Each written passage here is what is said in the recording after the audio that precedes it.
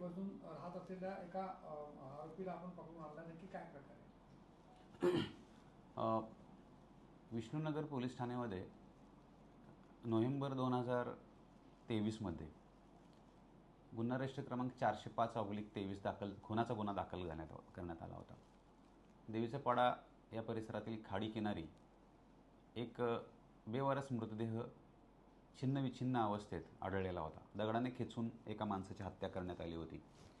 त्यानंतर वरिष्ठांनी दिलेल्या आदेशानुसार पोलीस पथकं नेमून त्यावेळी 4 पोलीस पथकं नेमण्यात आली होती आणि सर्वप्रथम तो मृतक कोण आहे याची शहानिशा करण्यात आली होती. त्यावेळी सोमनाथ बाबू शिंदे हा मयत इसम असल्याची माहिती मिळाली होती.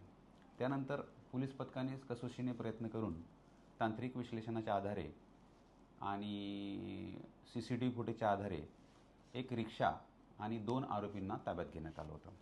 त्या आरोपींची नावं विलन विष्णू टावरे आणि योगेश तिमाप्पा डोंगरे अशी होती.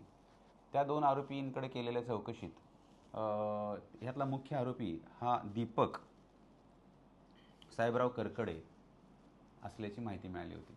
तेव्हापासून हा दीपक करकडे हा पसार झालेला होता. तेव्हापासून पोलीस त्याचा शोध घेत होते आणि सुमारे 2.5 वर्षानंतर काही माहिती तांत्रिक मिळाली, काही गोपनीय माहिती प्राप्त झाल्यानंतर त्याची खातरजमा करण्यात आली आणि त्यानंतर हा जो मूळचा राहणारा जो परभणीचा आहे दीपक साहेबराव करकडे हा नांदेड जिल्ह्यामध्ये एका ठिकाणी काम करत असल्याची शिवारात काम करत असल्याची माहिती मिळाली होती.